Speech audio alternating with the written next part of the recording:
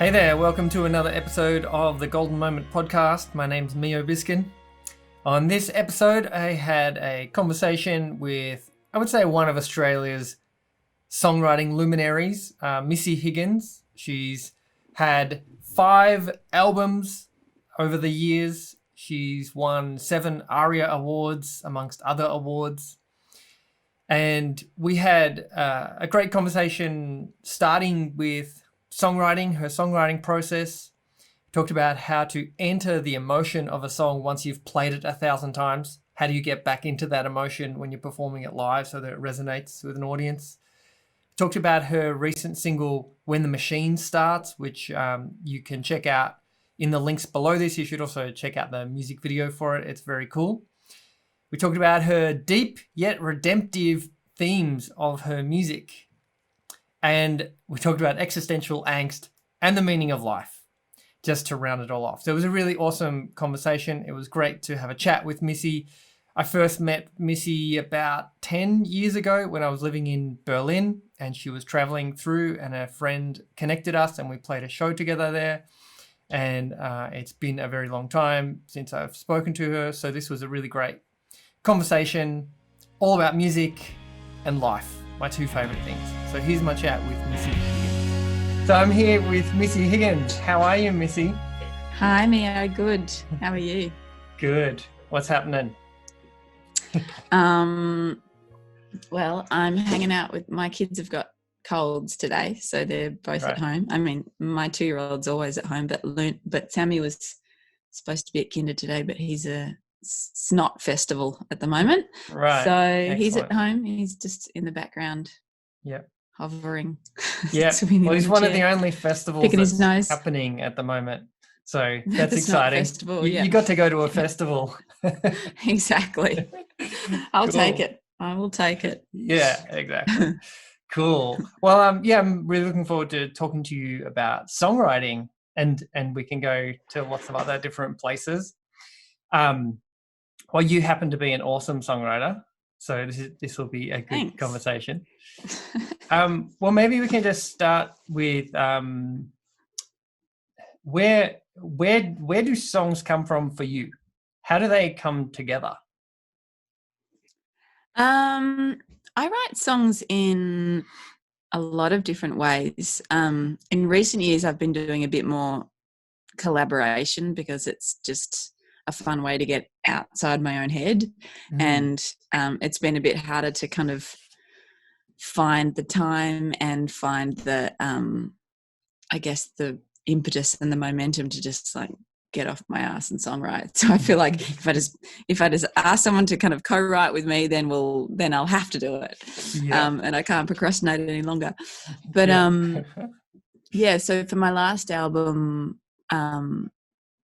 Solastalgia, I think that was my last album. God, my brain is so dead. I wrote a lot of the songs with Pip Norman, who's a Melbourne songwriter producer. And we did a lot of it just like on the internet, sending things back and forth to each other, which is really cool. So he'd kind of put some beats down and a bit of bass or something, and he'd send that to me, and then I'd write a melody and some lyrics over the top, and that was really fun because that was super quick, like it just banging out in an hour. And it kind of took the stress out of coming up with something from scratch. Like if something's already kind of half there, it's so much easier to keep going because it's already kind of gotten off the ground, and it feels like it's just something that's already in motion, and you're just kind of jumping on board. And it's almost like I can, when somebody does that, when somebody kind of sends me a bed of music or something, I can see the story visually when I listen to it, and I go, oh, okay, yeah, this is a song about this, because I can see it in my head because it has already conjured something up. So I find it really quite fun. But yeah, I mean, I guess traditionally songs come from me just mucking around on the piano or the guitar, just searching for a series of chords that sound really nice together and make me feel like I want to keep repeating them over and over again. And then as I do that, usually a melody will form in my head, and then I try to let words kind of subconsciously fall out, so they don't kind of interact too much with my analytical brain. And then I go back afterwards and I kind of try to make sense of the words and try to kind of carve a story out of them.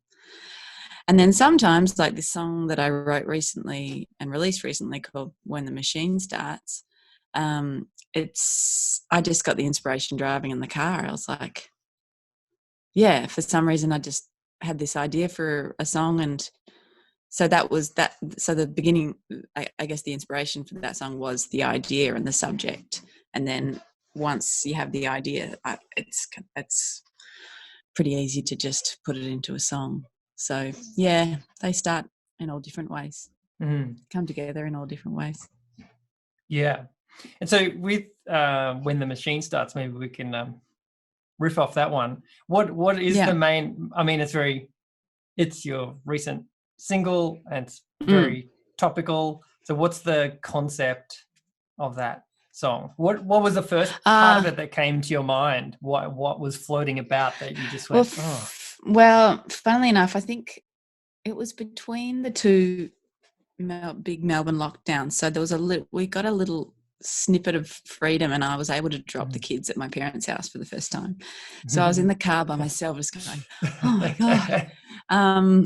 And I turned on Triple J, and there was this song that came on, and it was about coronavirus or something to do with that. And I just thought, oh God, that's a great idea. I didn't like the song at all, but I just thought that's a really cool idea. And I thought I want to write a song about when this is all over, what will I take with me? What am I learning during this time that I really want to hold on to? And am I just going to fall back into my old patterns of, chasing some invisible, rabbit in front of me and going super fast and just kind of moving for the sake of moving? Or am I going to remember what it felt like to just stop and stand still and just be in the moment and accept that I have no control over the future or anything else other than just this moment? So yeah, I felt like there was some really important lessons happening for me, and I wanted to hold on to them. So the song's a little bit like this kind of message to my future self, like, don't forget the things that you learnt during that time. And I guess it's also a little bit, it's slightly cynical, like, am I gonna I'm probably just going to go right back into the rat race. I'm probably going to forget everything, because, it's so easy to just fall back into your own patterns. But it's supposed to be a hopeful song about trying to find the good things out of a kind of shitty situation. Yeah. And are there key things that like come to mind for you as to like core truths that you want to hold on to? Is it just, I want to slow things down, or? Well, I guess, I mean, every time I stop, I have the same realizations, and they're so obvious, like life is short. But it's easy to say life is short, but then to really feel that, to really feel, oh my God, this is also so transitory. We're here for just like a flicker of light in the big scheme of things, and the world will be fine without humans long after we're gone. It was totally fine before we arrived. And everything will keep going, and I'm not important. I can do everything that I can in my lifetime to kind of not ruin the earth anymore than it already has been. I can try not to do too.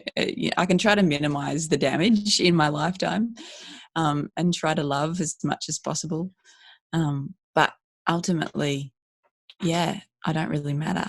And that's a good realization. That's a good thing. I think that's a good thing to learn, like to really feel in your bones that you're quite well, you're insignificant, but at the same time you're part of everything. You're part of the cycle of everything. You're yeah, it's all one big thing kind of folding in on itself, and that gets you out of your head, that gets you out of your ego. And so those kind of realizations I have every time I stop, and this time was no different. I just was spending a lot of time just in the garden looking up at the sky with the kids, and I just thought, why do I spend so much time thinking about the future and worrying about the past? And I literally had nothing in the calendar. All my tours had been cancelled, and we usually kind of go to Western Australia for a bit every year, so that wasn't in the calendar. There was nothing that I could use to distract my brain. Mm-hmm. And that was really nice. It was really nice for a while. Yeah. Cool. Yeah, it's going to be interesting to see how to hang on to that, because at the moment as we're speaking, we're sort of getting some of our freedoms back and going out into the world. And even like a simple thing of being used to wearing masks or whatever, and I got into the idea that this was going to be a really habitual thing, and it was going to be weird to go out without it.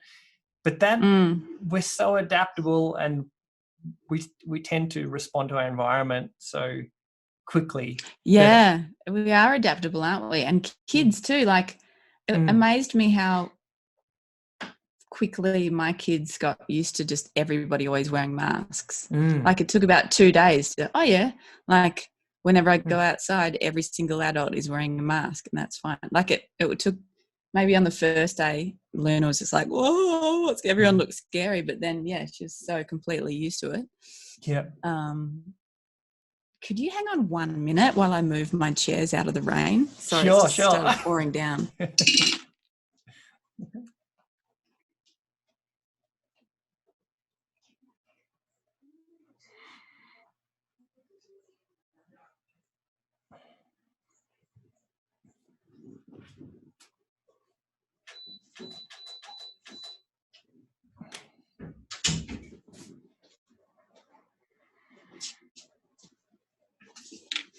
Sorry, it's bucketing down all of a sudden. Yeah, it was bucketing down here just before. Maybe it just got over to you. Yeah, probably. Cool. What were we talking about? Adaptability. And adaptability. Kids getting used to things. I still feel really grateful to be walking outside without my mask on. I still haven't quite. It doesn't feel 100% normal yet. I'm like, I can not cover my face. I can breathe properly, and that's okay, because I was so used to that anxiety of like, I forgot my mask, and had to run home. So that's a real relief now. Yeah. And maybe that relates to your last album. So tell me how to pronounce it. Solastalgia. Solastalgia. Yeah. Solastalgia. And I mean, I went and did some, Googling etymology, and it was just finding out what the word means. But because it has to do with environment and the existential relationship, I suppose, that we have with the environment. And I thought it's actually extremely topical right now. And I mean, we're talking about environment. We adapt to environment really quickly. Do you want to talk a little bit about that album, or just how that idea relates to this moment, maybe? Yeah, well, solastalgia is a word that was actually coined by an Australian university teacher, philosopher, Glenn Albrecht. I think he lives in WA or something. But it was coined to refer to the kind of existential angst and anxiety that you get from the degradation of your natural environment. So, anything from that caused by climate change to something caused by mining or that kind of thing, like farmers who've had their farms. Can you hear those birds? Yeah. So many loud birds outside my window. That's beautiful. Ruined by mining and fossil fuels. And so, yeah, I think I felt like it was really appropriate because I was feeling so much climate anxiety, especially I think after my kid was born. And I don't know, I suddenly felt this overwhelming responsibility for their future and the world that I'd brought them into. And I kind of had this feeling like, oh God, has this been irresponsible? Because it felt so much like it felt very like a very unstable world at the time. But we've got generations have gone through this in all different ways, with wars over the years and famine, and parents for centuries have had reason to feel anxiety about bringing a child into the world. But the one for our generation seems to be climate change, and it's so frustrating when you've got the world's top scientists saying things like, we've got to reduce our emissions, by a huge amount within a small amount of time. Otherwise, we're going to see catastrophic outcomes for our children's future and for the environment. And then our political leaders are all but ignoring that advice. And I think as a person of the public, you just feel so helpless, and so the anxiety grows because you don't feel like you're in good hands. You don't feel like the people that are elected to protect you are actually doing that. And that's and yeah, it's just easy to feel really really anxious and helpless. And I think that's where the idea for this album came. I was feeling the whole gamut of emotions, like the future's screwed, we're all going to die, like better accept it now, maybe the planet doesn't need us anyway, and maybe the Earth's better off without us. To okay, no, we've got to stop being defeatist, we've got to be positive, we've got to get together, we've got to we've got to rally the troops, we can do this. So it's like it ranges from really defeatist to really like to positive and optimistic, and which I wanted to be truthful in that regard. Like I didn't want to write an album of like this is what we should all do, come on, follow me, I've got all the answers, because I don't at all. So a lot of people have been saying to me lately that there's a lot of songs on that album that they've been really responding to. Like at the beginning of the year, there was the really bad fires all around Australia, and there was a song on the album called Red Moon, and everybody was seeing a red moon for weeks.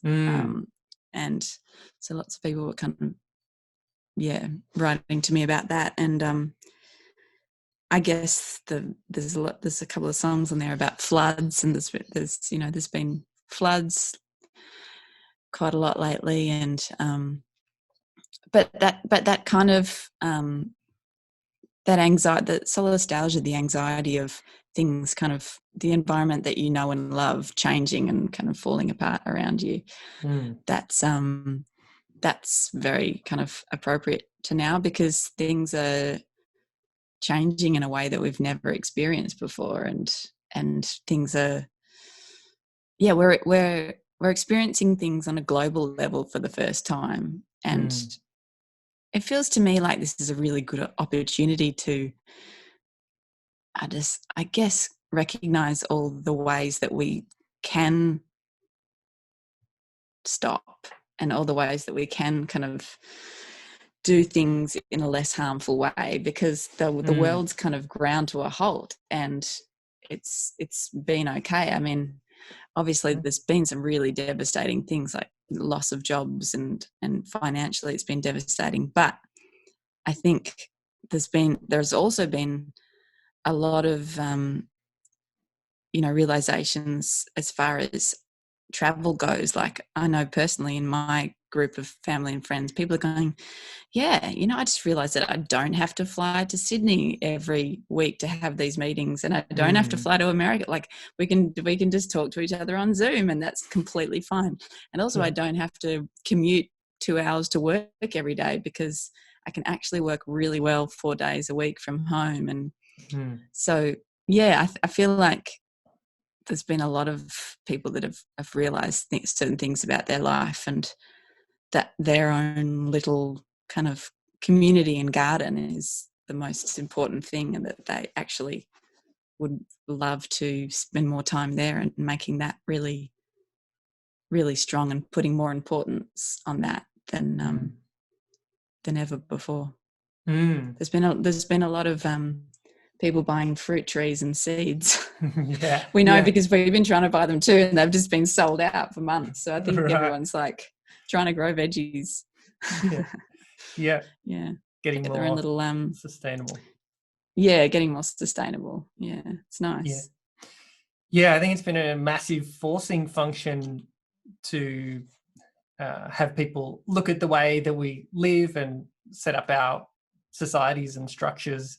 And it's just forced us to do something that's was probably happening slowly over time anyway, people slowly working from home more, but also those, the choices we make as far as like,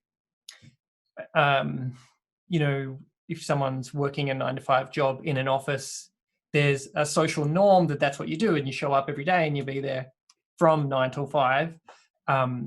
And slowly those norms are being disintegrated a little bit. And I think people are starting to take back some of their own power and choices in saying, actually, my family's really important. The commute sucks. And I'd like to work from home 4 days a week. Hopefully it's creating that window for people to gain more of that kind of autonomy, I suppose. Yeah, and a kind of a blueprint for it too, because, I mean, I don't know about you, but I'd never heard of Zoom before this whole thing, and now suddenly every single person is on it at least a few times a week. Yeah, so, like, I feel like people with jobs in the city now, they have a blueprint for, like, actually I can work from home 4 days a week, because you've seen it work really well. So it's not like they have to go to their boss and go, I've got this really far out idea. Hear me out. Like, they can say, hey, why don't I just keep on doing what I've been doing, because it's been working. So it'd be really interesting to see how things go when everything, when the machine does completely start up again, to quote myself. Like, how much goes just back to normal, and how much, we take the lessons that we've learned from this. Coming back to you sort of talking about that sensation of, looking at a hard look at the world and probably some harsh truths that exist in our reality.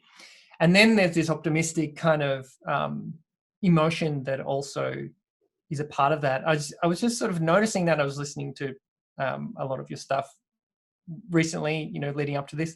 And there's this really powerful redemptive quality in a number of your songs. And just wondering whether, where you feel that comes from. Because, I mean, I notice it in my own stuff too. I want to bring it back around to something that's very hopeful, positive, uplifting, empowering, or whatever. And I think it's sorry, you go. No. Yeah, just where do you think that comes from? Or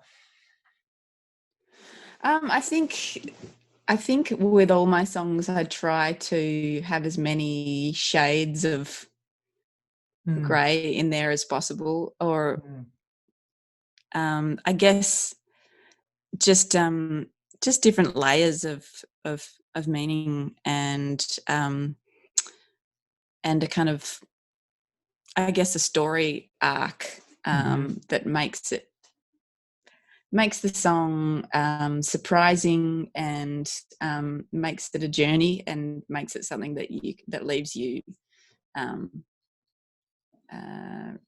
wondering and thinking at the end, like that inspires you to keep on thinking about it, and what the the lesson might be or the message might be in it. So I think songs are never as, love songs, for example. I very rarely, if ever, have written a love song that doesn't have a slight tinge of, but maybe, things might not work out in the future, or, there's got to be a dark side to the light songs and a light side to the dark songs, I think, because that's life. I mean, there's nothing that's,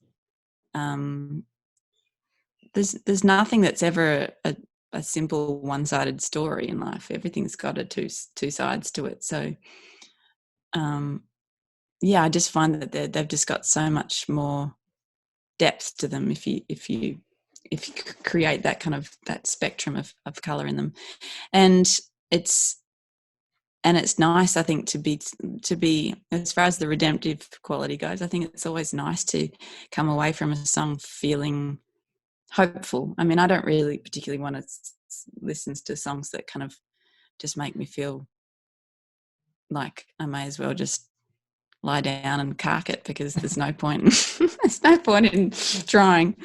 So you want it to create a momentum inside people, like, maybe everything is shit, but maybe there's hope that things might not be shit one day. yeah To put it very poetically. There's got to be a little glimmer of hope that we've got to keep going with this anyway, even though it's tough. Cool. I think so. They're the things that pull you through. Yeah. And I mean, that arc, like you're saying, gives it complexity, and it also gives it that emotion. It gives it like a dynamic kind of movement that people can go through. And it's another thing that's very powerful in your music is emotion, is using like that arc, one of those tools that helps you access that emotion. But even just in your own songwriting process, do you summon emotion? I mean, I think you're amazing at projecting it, like through the music, but also through your performance. Maybe the question is, how do you connect to the emotion? Is it just something you're naturally doing, or do you do anything to sort of connect to it on a deeper level? I think I have to be feeling something pretty powerful to write a song about it. I've tried writing a song just for the sake of it, and they never turn out very good.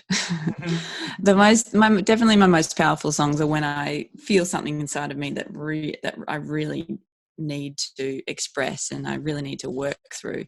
Like, my songs are more often than not me working through something. It's a form of therapy. Like, if I get it out in this form, maybe, and not like we were saying before with the arc, and I can kind of teach myself something over the arc of this song, and by the end of it I will have it's a kind of catharsis. I will have worked through something, and I will have purged some kind of negative emotions, and maybe I will have gone to the dark side, so I'm not so scared of it anymore. Like, if you really look something in the eye, then you realize that it's not as frightening as it is if you kind of turn your back to it. So I definitely use it as like I said, as a form of therapy. But as far as playing them live, I think that's harder to feel the emotion. You can't feel the emotion as strongly as when you wrote it every time you play it live. But I try to just go to a different place. I think I try to just lose myself in story, not the specific story that I wrote it about, but just I guess it's more like acting, I guess, playing it live. I mean, I guess when you're an actor, you have to try and get inside the character as much as possible and feel the emotions that you believe the character is feeling, even though you're not personally connected to it. I think that's probably what it's like, trying to deliver that as authentically to the audience as possible. Yeah. And do you have ways of doing that when you're on stage? And I don't know, because I've talked about this idea of sometimes it can feel like you're phoning it in a little bit, especially if you've been playing a song a lot and, you've got songs that through your catalog you've been playing a long time. Are there little entry points that help you? I mean, you can't help phone it in sometimes.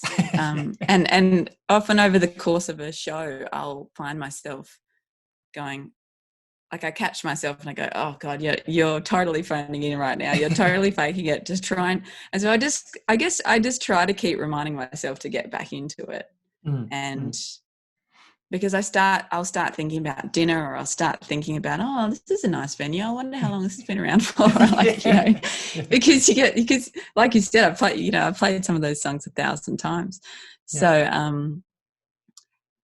I think every time I catch myself doing that, I just try to tell myself to be present and to try and be inside the song, because I feel like the audience deserve it, and I feel like they can kind of tell when you're not authentically doing it. So I guess it's probably a practice of being in the moment as much as possible, but definitely not always easy. It's a challenge. Cool. When you were talking about where was I going to go with this? You talked about collaboration, and so I wanted to go back to this idea of like the seed of a song, like when someone basically hands you, something to work with. They give you material, and then you can kind of take it from there. What have you found in collaboration over the last couple of years that is helpful, and maybe some of the challenges of collaboration? Well, firstly, I only collaborate with like someone that I've been, that I've just found over the years and that we've worked together a lot. Like I'm not one of those people that can just like write with different people all the time, because I don't know why, but I can't get, if I don't know the person really well, I can't get outside of my own kind of self-consciousness, and I'm just too shy and too self-conscious, and because it's a very vulnerable thing, and I tend to really struggle to get inside my kind of, I guess, free kind of creative flow if I'm at all self-conscious. So it takes a lot for me to be comfortable enough to write with someone. But actually even with Pip, and he is a good friend, and I've known him for quite a while. Even then, I found it much easier to write if he sent me something online and I could just write and I could do my bit at home. Because then I don't have to be in a room with him thinking, oh God, is this idea really shit? I don't want to play it to him in case he's like, oh God, why am I writing with this person? It's I wish that I wasn't like that, and I'm sure that the more co-writing you do, probably in a way, because if they give me the seed. Can I just stop you there? Did I cut out? It just cut out. Yeah. Just as you were just talking about, you got up to Pip being in your own space, and how that's helpful, because you can just get into the zone. Yeah. Like I find it much easier to co-write when I'm alone, or in my own space. But writing by myself, so no, him sending me a little seed of something, or whoever I co-write, I find can be really fun, because they've started the momentum of the song and then I just jump on and keep it going. And writing by myself, I find that really satisfying when it works. But when I'm being too analytical and judgmental of myself, I can really get in the way. My brain can really get in the way of the process. So yeah, I think I just don't write. I don't really write very often. So I need, because I think I need to just be really inspired and really, I don't know, really feeling something strongly that I need to get off my chest. And I'm not always feeling really things strongly that I need to get off my chest. Yeah. Or maybe I am, but I'm just too busy to find the time to write. Yeah. Yeah. And do you have any things that help you get in, like you were saying, getting do you rewind? Do you have things that help you get into that creative state? So when you're noticing I'm being too analytical right now, or are there things that you do, simple things, go for a walk, etc.?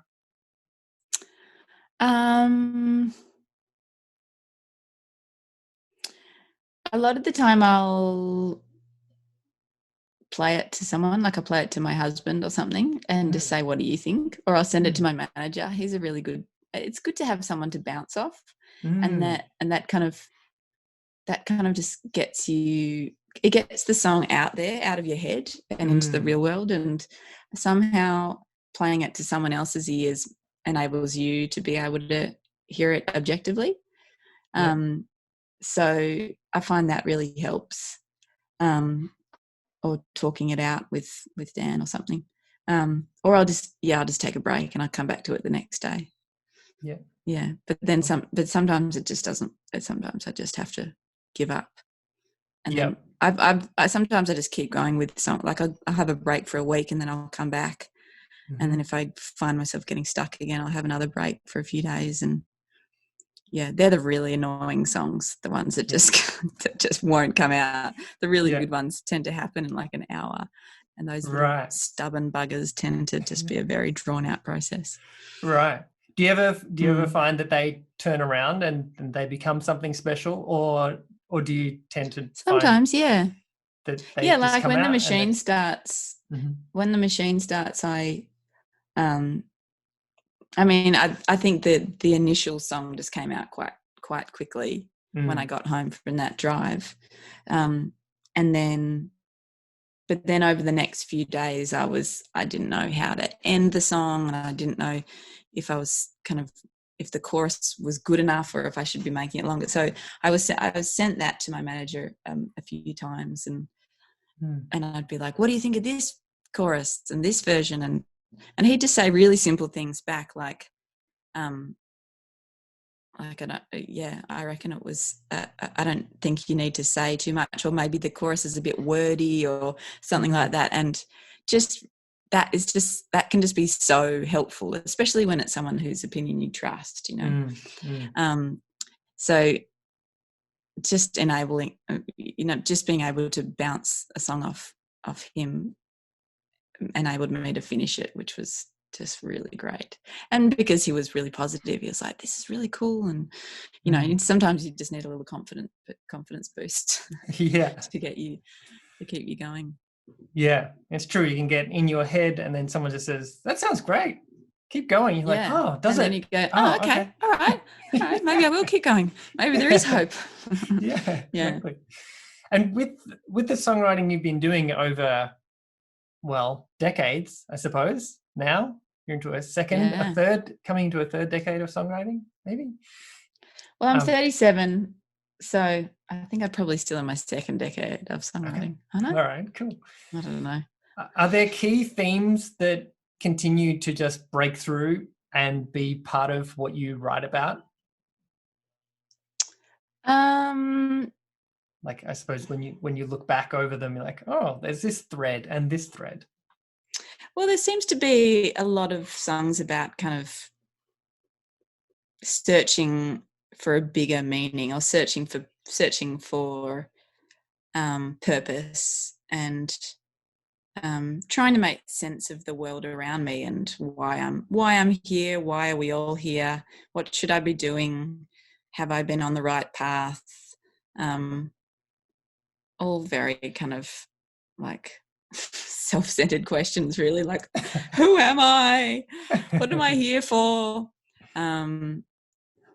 Like striving to live in the best way possible, I guess, or striving to figure out how it is I'm supposed to be living, and striving for kind of happiness. I think, I've never had an easy time with it. I've always been asking very kind of painful existential questions of the world, and ever since I was a kid, I've always been scribbling in diaries about asking questions and trying to figure out why it all just seems so difficult. Like why can't I figure out how to be? Why can't I be? Do I want to be the same as everyone else, or do I want to be different from everyone else? Or I sometimes wish that I would just give my brain a rest. I can see it in my son too. He asks big questions, and I can see his brain's always going to, and I'm just like, oh gosh, you poor little thing. You got some tough teenage years ahead of you. I hope you can find music, because that was a good way for me to ask those questions. It was a good way to kind of channel all that angst and confusion through music. Yeah. And what's your latest theory, what's your latest insight into that, all of those existential questions of what's life about? Why am I here? What am I doing? I mean, if I'd figured that out, then I wouldn't have anything to write about. If I can. I feel like it just goes in iterations. There is like, every couple of years, I feel like I've figured something out. And then, I disprove myself somehow, or I refine it to something else. But I feel like you probably spend your whole life trying to figure out all these questions, and then towards the end of your life, you realize that there are no answers to the questions, and that is the answer in itself, maybe. Maybe that's it. Maybe that's it. There are no answers, and that you should just, just live your life. But it's got, I don't know, I feel like it's got something to do with connection, community, being together, and realizing that there's no barriers between any of us, and that realizing that life isn't a competition, and that we don't need all this stuff that we've got and that we've built up all around us. I don't know. They're things that have been so deeply ingrained in us and in our culture that it's hard to unpack it all. But I don't know. Probably the main lesson I think that I might be learning is that just shut up and be. Just shut up and just do your thing. I don't know. Just look at a flower or something. Just go and swim in the river. That'll do. Yeah. And then you die and the world moves on. Yeah.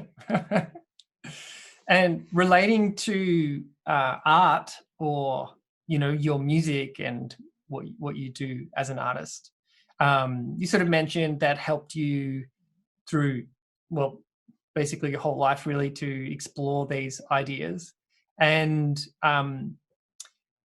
what do you feel, and also the idea that it's a very selfish pursuit, potentially, or these questions are just all about me or whatever. What do you feel that the value of art is, or your art, and why do we pursue it?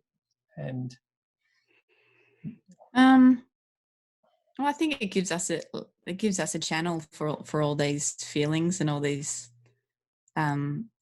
questions, and it allows other people to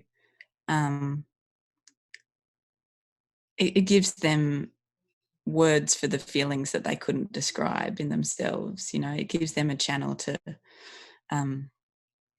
to work through some stuff, or to feel some stuff that they didn't realize they were holding on to. It can be a nice vessel for people's emotions. I think when people hear a song that they that spark something inside them, they feel like there's kind of a rush of endorphins when you hear something that kind of brings up some emotion that you I don't know, you didn't realize that you had inside you, and you didn't realize that you were holding on to, and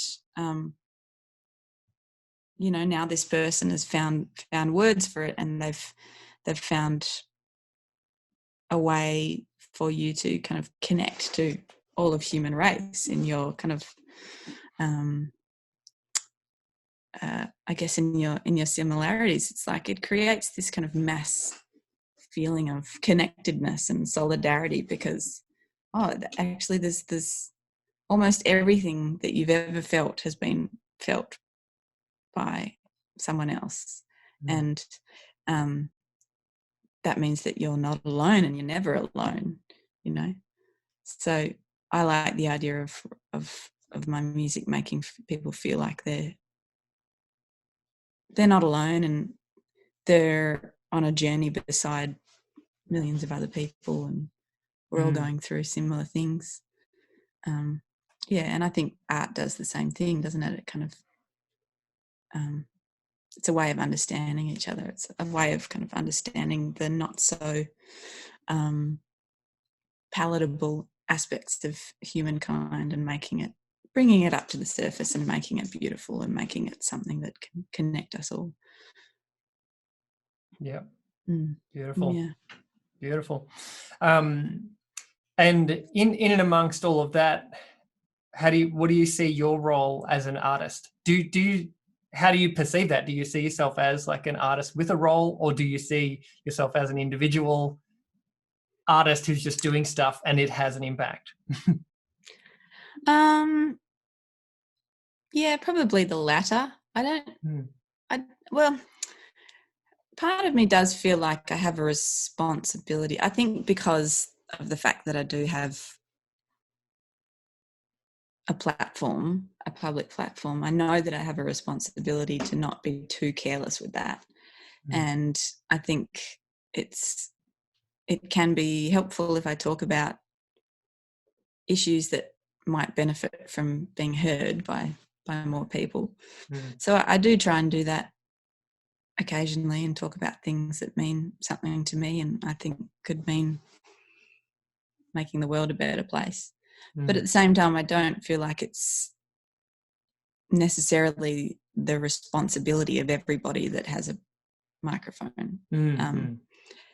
I think it's a good opportunity if you do feel something to kind of to talk about it, but I don't think everyone that has a microphone or a platform should feel the pressure to, because ultimately we don't get into this line of work because of that. We get into it because we just really love singing or songwriting, and we really feel like we just have to do it because it's what makes us tick. It's what makes us feel alive.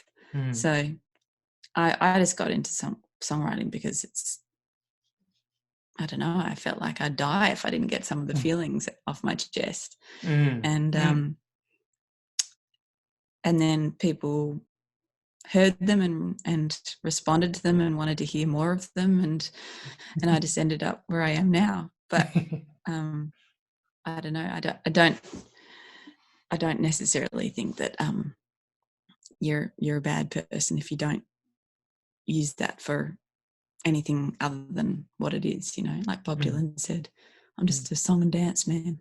Right. That's okay too, because just telling your stories is enough too, just sharing your stories is what, like I was saying before, that's the thing that connects people and makes people feel not so alone. So that's the real purpose of art, I think. And anything else is just a bit of a bonus, really. Yeah. Cool. And so are there other things that are on your mind at the moment that are percolating for songwriting, or things you kind of want to say, moving forward, or anything kind of kicking around?